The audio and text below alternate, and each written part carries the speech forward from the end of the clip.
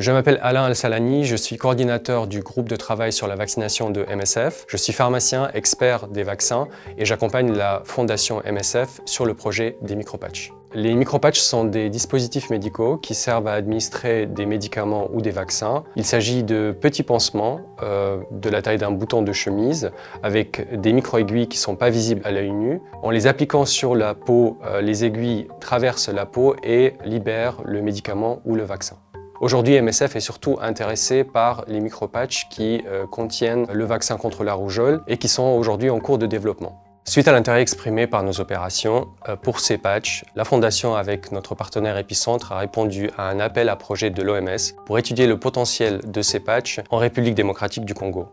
Cette étude a commencé en 2026 et durera 18 mois. L'objectif de cette étude, qui est centrée sur la rougeole, est de nous aider à comprendre comment l'utilisation de ces patchs changerait notre façon d'organiser une campagne de vaccination contre la rougeole. Les micropatchs contre la rougeole et la rubéole qui nous intéressent présentent deux avantages principaux pour MSF. Le premier avantage, c'est leur stabilité thermique. D'ordinaire, les vaccins ont besoin d'être transportés dans la chaîne de froid, donc à des températures allant de 2 à 8 degrés. Il faut comprendre qu'une campagne de vaccination contre la rougeole, aujourd'hui, requiert la mise en place d'une chaîne de froid du fabricant jusqu'au patient. Pour les dernières étapes, on sort les vaccins des frigos, on les met dans des glacières avec des ice packs.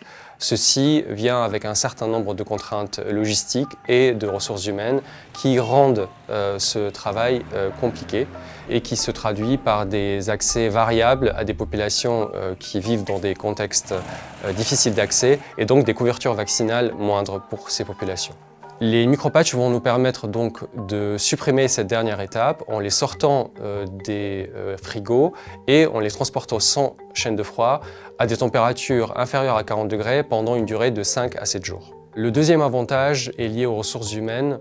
La vaccination avec les patchs peut se faire avec des agents de santé communautaire. On n'a donc pas besoin de personnel de santé hautement qualifié, ce qui est très appréciable dans des contextes où l'accès à ce type d'expertise est rare.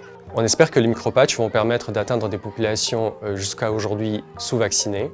Il faut savoir que la rougeole est une maladie extrêmement contagieuse. Selon l'OMS, une couverture vaccinale de 95% est nécessaire pour éviter tout risque d'épidémie. Aujourd'hui, les micropatchs sont en phase 2 de développement avec des résultats très prometteurs. Il faut savoir qu'il reste deux étapes essentielles au développement de ces patchs. La première, c'est la mise à l'échelle industrielle de la production par le laboratoire pharmaceutique qui les développe. La deuxième, c'est la phase 3 de l'essai clinique qui comprend un grand nombre de patients. On espère que les micropatchs rougeole-rubéole seront mis sur le marché d'ici 2030.